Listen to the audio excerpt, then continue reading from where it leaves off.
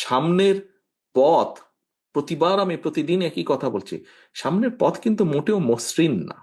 সামনের পথ মোটেও মসৃণ না। একটু আগেই আমি বলেছি, বিভিন্ন মহল ষড়যন্ত্র তো করছেই।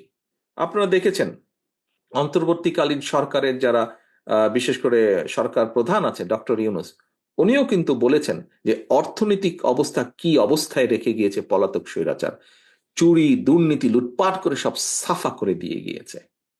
আপনারা প্রত্যেকেই জানেন, আপনারা প্রত্যেকেই ভুক্তভোগী।